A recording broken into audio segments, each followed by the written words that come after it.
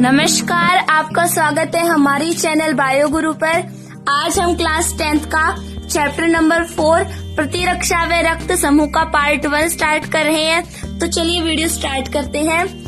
इसमें हम पहले पढ़ेंगे कि प्रतिरोधक क्षमता क्या होती है। प्रतिरोधक क्षमता, इम्यूनिटी पावर। प्रतिरोधक क्षमता होती है मानव शरीर में, हमारा जो बॉडी है उसमें रोगाणुओं से लड़ने की क्षमता, रोगाणुओं से लड़ने की क्षमता, रोगाणुओं से लड़ने की क्षमता होती है, जिससे हमारा शरीर है वो रोगाणुओं से मुक्त रहता है।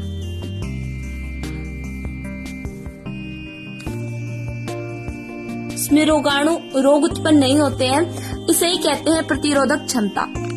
मानव शरीर में रोगाणुओं से लड़ने की क्षमता होती है और इस कारण मानव शरीर है वो रोग मुक्त होता है या रोगाणुओं से मुक्त होता है, अर्थात डिजीज जो रोग है वो उत्पन्न नहीं होते हमारे शरीर में। इसे ही कहेंगे प्रतिरोधक क्षमता, इम्यूनिटी पावर। प्रतिरोधक क्षमता हो गया। अब हम जान लेते हैं कि प्रतिरोधक विज्ञान किसे कहते हैं। प्रतिरोधक विज्ञान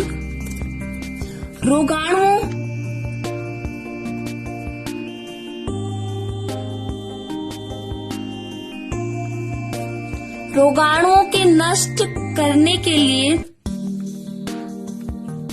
रोगाणुओं को नष्ट करने के लिए हमारे शरीर में कुछ क्रियाएं होती है, प्रोसेस होती है, और को नष्ट करने वाली जो क्रियाएं हैं और उससे संबंधित तंत्र का अध्ययन, इन दोनों का अध्ययन हम करते हैं प्रतिरक्षा विज्ञान में।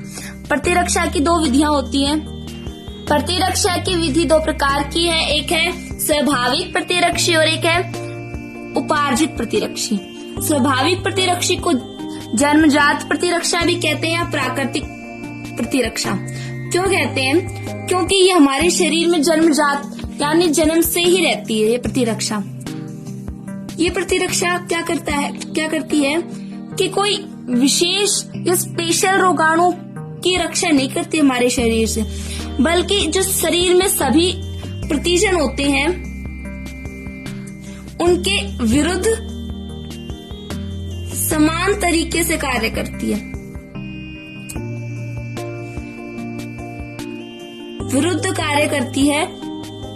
इसे 4 भागों में बांटा गया है। एक है भौतिक अवरोधक, रासायनिक अवरोधक, कोशिका अवरोधक और ज्वर सृजन आदि। भौतिक अवरोधक में जैसे त्वचा, नासिका छिद्रों और अन्य अंग जैसे में पाए जाने वाले पक्षमाभ या कशाभ, श्लेष्मा, उपकला, इसमें आते हैं भौतिक अवरोधक में। रासायनिक अवरोधक में आते हैं जैसे लार, आंसू, पसीना एक्सेट्रा। कोशिका अवरोधक में क्या आते हैं? कोशिका जो हमने कोशिका अवरोधक में मोनोसाइट, न्यूट्रोफिल कोशिकाएं पाई जाती हैं और साथ में ही साइटोटॉक्सिल कोशिकाएं। कौन सी कोशिकाएं? साइटोटॉक्सिल कोशिकाएं।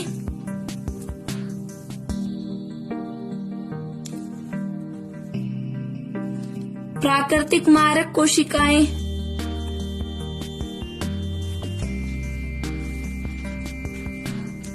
ज्वर सृजन। भौतिक में क्या क्या आए थे? भौतिक जैसे त्वचा हुआ, नासिका छिद्र हुए। रासायनिक अवरोधक में लार, आंसू, पसीने ये आ गए। प्राकृतिक अवरोधक क्या होता है? ये किसी विशेष प्रतिजन या विशेष रोगाणु से हमारे शरीर की रक्षा नहीं करता, बल्कि सभी प्रतिजन होते हैं उनके विरुद्ध समान तरीके से कार्य करता है। नेक्स्ट आता है उपार्जित प्रतिरक्षा। उपार्जित प्रतिरक्षा को हम क्या कहते हैं? उपार्जित प्रतिरक्षा को विशिष्ट प्रतिरक्षा या अनुकूली प्रतिरक्षा भी कहते हैं। विशिष्ट प्रतिरक्षा या अनुकूली प्रतिरक्षा भी कहते हैं।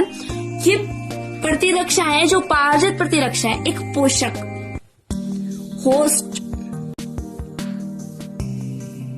किसी विशेष प्रकार की स्पेसिफिक या किसी विशिष्ट प्रतिजन से क्या करती हैं? रक्षा करती हैं। विशेष रोगाणु से या फिर बाह्य कारक, बाह्य पदार्थ कह सकते हैं, इनसे हमारी रक्षा करती है।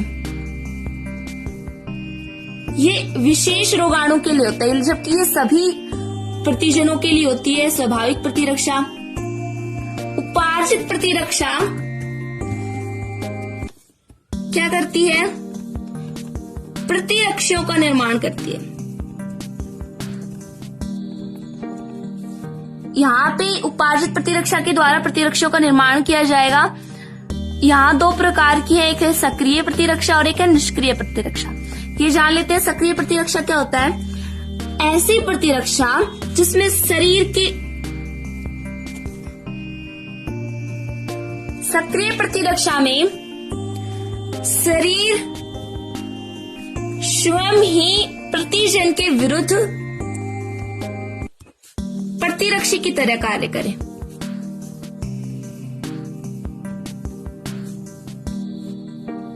क्या इस प्रतिरक्षा में क्या होगा कि जो शरीर है, शरीर प्रतिजन के विरुद्ध शरीर स्वयं ही प्रतिरक्षा के समान कार्य करे, उसे कहेंगे सक्रिय प्रतिरक्षा।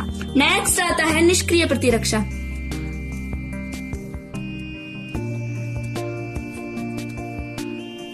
इस प्रकार के प्रतिरक्षा में, निष्क्रिय प्रतिरक्षा में क्या होगा? शरीर के अंदर प्रतिरक्षी प्रविष्ट कराए जाएंगे, प्रतिरक्षी प्रविष्ट कराए जाएंगे। जो प्रतिरक्षी प्रविष्ट कराए गए हैं, ये विशेष प्रतिजन के प्रति, विशेष प्रतिजन के विरुद्ध शरीर में प्रतिरक्षी प्रविष्ट कराए गए जो विशेष प्रतिजन के विरुद्ध कार्य करते हैं। इसमें शरीर के द्वारा कोई प्रतिरक्षी उत्पन्न नहीं की गई है। जबकि सक्रिय में क्या हुआ था कि शरीर स्वयं ही प्रतिरक्षी के समान कार्य करने लग गया था। और निष्क्रिय में क्या हुआ कि शरीर के अंदर प्रवेश कराई गई है प्रतिरक्षी प्रविष्ट जो विशेष प्रतिजन के विरुद्ध कार्य कर रहे। फॉर एग्जाम्पल डिप्थीरिया या टिटेनस के टीके, इनके लिए हम इंजेक्शन, टीके लगाते हैं, वैक्सीन लगाते हैं, जिससे हमारे शरीर में प्रतिरक्षी है वो प्रवेश कराई गई है जो किसी विशेष प्रतिजन के विरुद्ध कार्य करेगी। अब हम पढ़ेंगे प्रतिजन और प्रतिरक्षी। प्रतिजन पहला हम पढ़ेंगे प्रतिजन या एंटीजन। प्रतिजन क्या होते हैं? कोई बाहरी रोगाणु होते हैं जो शरीर में प्रविष्ट कराए जाते हैं, शरीर के अंदर भेजे जाते हैं। शरीर में जाने के बाद ये प्रतिजन है बी लसिका कोशिका। बी लसिका कोशिका को प्रतिरक्षी उत्पादक प्लाज्मा कोशिका में बदल देते हैं। रूपांतरित कर दिया, बदल दिया है बी लसिका कोशिका को प्रतिरक्षी उत्पादक प्लाज्मा कोशिका में बदल दिया। और ये अब से प्रेरित करेगा प्रतिरक्षा उत्पादन के लिए। और विशिष्ट रूप से उस ही प्रतिजन जो प्रतिरक्षी है, ये प्रतिरक्षा का उत्पादन हुआ, प्रतिजन उस ही प्रतिरक्षी से क्रिया करता है जिसके लिए उसे उत्प्रेरित कर रहा। पहले तो इसने इसे उत्प्रेरित किया, भाई प्रतिरक्षी बनाओ, और बना करके स्वयं उसके साथ क्या कर रहा है? अभिक्रिया करता है।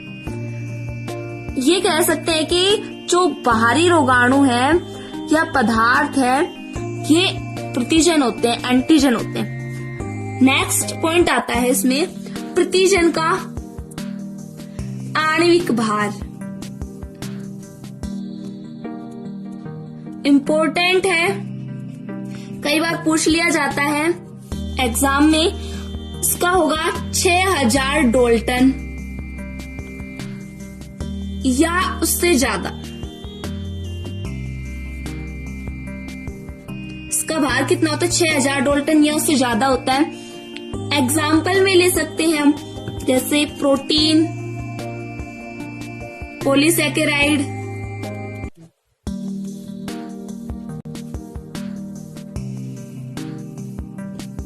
लिपिड मीन्स वसा, या फिर न्यूक्लिक अम्ल। नेक्स्ट आता है प्रतिरक्षी या एंटीबॉडी। इसे हम कहते हैं इम्यूनोग्लोबिन, शॉर्ट में IG भी कहते हैं। ये प्रतिरक्षी प्लाज्मा कोशिकाएं जो प्रतिजन है इसने बी लसिका कोशिका को रूपांतरित करके प्लाज्मा कोशिका बनाई। प्लाज्मा कोशिका से निर्मित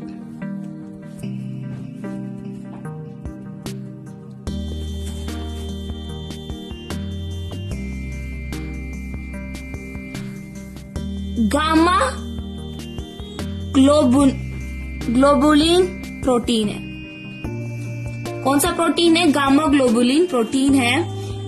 ये कहाँ पाए जाते हैं? ये प्रतिरक्षी पाए जाते हैं या तो ब्लड में या फिर जो हमारे शरीर के अंदर तरल पदार्थ होता है वहां पे पाए जाते हैं एंटीबॉडी या प्रतिरक्षी। प्रतिरक्षी का वह भाग जो प्रतिजन को पहचाने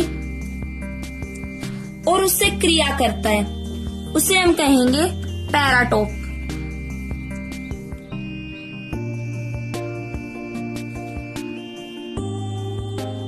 इम्पोर्टेंट है यहाँ पर ये भी कि प्रतिरक्षी का कौन सा भाग प्रतिजन से क्रिया करता है? पैराटोप। अब हम पढ़ेंगे प्रतिरक्षी की संरचना। ये प्रतिरक्षी की संरचना है। प्रतिरक्षी है ये जटिल ग्लाइकोप्रोटीन से बना होता है। जटिल ग्लाइकोप्रोटीन से मिलकर बना होता है जिसमें 4 पॉलीपेप्टाइड श्रृंखला होती है। यहाँ पे ये हैवी होती है और ये लाइट, एक भारी भाग और एक हल्का। यहाँ पे ये भारी और ये हल्का 4 पॉलीपेप्टाइड श्रृंखलाओं से मिलकर बनी होती है। जो भारी और बड़ी है ये 400 एमिनो एसिड और हल्की वाली 200 एमिनो एसिड से बनी होती है। प्रतिरक्षी का आकार वाई आकार का है। ये वाई आकार का है। इसमें 4 संरचनात्मक इकाइयों से मिलकर बना, हमने बता दिया था, जिसमें 2 भारी भाग हैं, ये दोनों हैवी हैं और ये दोनों छोटे छोटे हैं। ये लाइट एल से लिखने से ये 4 पॉलीपेप्टाइड श्रृंखला से बने होते हैं।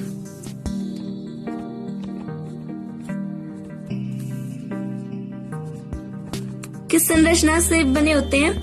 पॉलीपेप्टाइड श्रृंखला से या संरचना से बने होते हैं। यहाँ पर ये दोनों मिलाकर एक द्विलक हो गए और ये दोनों मिलाकर एक द्विलक। ये एक द्विलक है, ये एक तो भारी भाग से बना होता है H और एक L। HL दोनों मिलकर के एक द्विलक बनाते हैं और ये दूसरा द्विलक बन गया। 2 द्विलक से बना होता है। या फिर ये भी कह सकते हैं कि एक प्रतिरक्षी, ये पूरा एक प्रतिरक्षी का अणु है जो 2 समरूपी अर्धांशों से मिलकर बना होता है और दोनों अर्धांश है ये आपस में किस बॉन्ड से जुड़े होते हैं? डाइसल्फाइड बॉन्ड से, डाइसल्फाइड बंध से, आपस में डाइसल्फाइड बंध से जुड़े होते हैं। और जो ये H भारी ये जो छड़ है और ये हल्के वाली छड़, ये भी डाइसल्फाइड बंध से जुड़े हुए हैं। भारी और हल्की श्रृंखला को 2 भागों में बांटा गया। 2 भाग कौन कौन से हैं इसके? स्थिर भाग व अस्थिर भाग, कांस्टेंट और वेरिएबल पोर्टेशन। 2 भाग है। स्थिर भाग कौन सा है?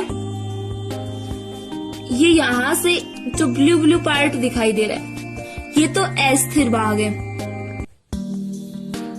कैसा भाग है? अस्थिर भाग। और यहां से जो बाकी का सारा नीचे का है ये स्थिर भाग है।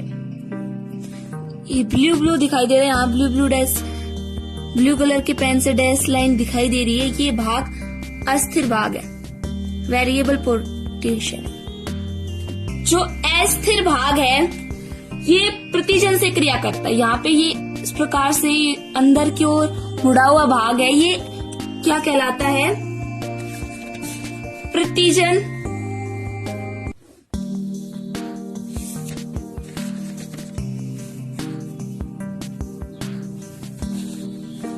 ये भाग कहलाता है प्रतिजन क्रिया स्थल।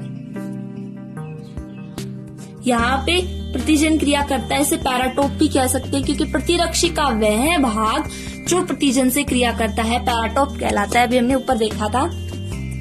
यहाँ पे जो अस्थिर भाग है ये श्रृंखला में NH2, यहाँ पे NH2 जो अंश है इसकी तरफ पाया जाता है, इस कारण हम इसे FAB भी कहते हैं। और जो स्थिर भाग है वो श्रृंखला में COOH कार्बोक्सिलिक समूह, कार्बोक्सिलिक ग्रुप की ओर पाया जाता है और इसे FC भाग भी कहते हैं। अस्थिर भाग को FAB भाग और स्थिर भाग को FC भाग भी कहते हैं। अधिकतर जो प्रतिरक्षी होते हैं उनके जो वायु समरूप है, इन दोनों के भुजाएं के जो उद्गम स्थल है ये लचीले होते हैं, इस कारण इन्हें कब्जे या हिंज भी कहते हैं। कई बार पूछ लिया जाता है क्वेश्चन, कब्जे या हिंज किसे कहते हैं? तो उसका क्या होगा? जो प्रतिरक्षी में के वायु स्वरूप में जो दोनों उद्गम स्थल हैं, भुजाओं के उद्गम स्थल, वहां पे ये स्थान है वो लचीला होता है, इस कारण इसे कब्जे या हिंज कहते हैं। अब हम पढ़ेंगे प्रतिरक्षी के प्रकार। ये कुछ प्रतिरक्षियों के प्रकार हैं, 5 प्रकार हैं जो हमारे शरीर में एंटीबॉडी द्वारा उत्पन्न किए गए हैं। ये 5 हैं: IgG, IgM, IgA, IgE और IgD। ये कई बार पूछ लिया जाता है कि प्रतिरक्षी कितने प्रकार के होते हैं? 5 प्रकार के होते हैं, उनके नाम भी लिख देने हैं आपको। IgE ये प्रतिरक्षी का प्रकार है। इसमें कौन सी पॉलीपेप्टाइड श्रृंखला होती है? कौन सी भारी पॉलीपेप्टाइड श्रृंखला होती है? तो IgE, जी से हो गया गामा। गामा को कैसे लिखते हैं?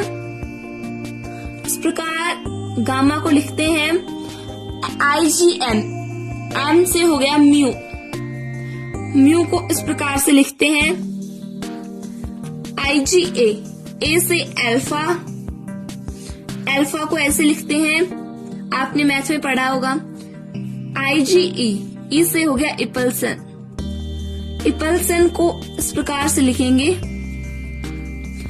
IgD, D से डेल्टा को 3 प्रकार से लिखते हैं। एक प्रकार ऐसे होता है, एक इस प्रकार से, और एक ध्यान निकल गया। IgG में जो भारी पॉलीपेप्टाइड श्रृंखला है वो गामा होती है, IgM में म्यू, IgA में अल्फा, IgE में इपल्सन और IgD में डेल्टा। अब IgG है, IgG ये प्रतिरक्षी जो आंवल को पार करके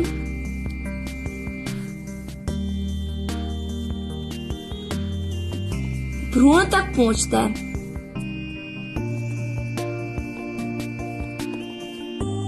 क्या करता है? आंवल को पार करता हुआ भ्रूण तक पहुंचता है। इसका कार्य पूछ लिया जाता है कि IgG का कार्य लिखिए।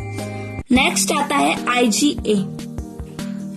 ये एकमात्र ऐसा प्रतिरक्षी है जो माँ के दूध में पाया जाता है। कहाँ पाया जाता है? माँ के दूध में IgA प्रतिरक्षी पाया जाता है। नेक्स्ट आता है IgE। IgE प्रतिरक्षी, ये प्रतिरक्षी IgE है, ये बेसोफिल और मास्ट कोशिका, इन दोनों कोशिकाओं से क्रिया करता है और एलर्जी क्रियाओं में हिस्सा लेता है। ई से एलर्जी, याद हो जाएगा, एलर्जी में कौन हिस्सा लेता है? IgE। और माँ के दूध में पाया जाने वाला प्रतिरक्षी IgA जो प्रथम ए है, ये माँ के दूध में पाया जाने वाला है। IgE है, ये आंवल को पारकरण भ्रूण तक पहुंचाता है। इस प्रकार ये Ig के प्रकार 5 प्रकार के हैं और इन तीनों के कार्य मैंने आपको बता दिए हैं। IgE का, IgA और IgG, IgA और IgE के कार्य बता दिए हैं। आशा करती हूँ कि आपको ये वीडियो समझ में आया होगा। अगर आपको हमारा ये वीडियो अच्छा लगा है तो चैनल को सब्सक्राइब, वीडियो को लाइक जरूर करें। धन्यवाद।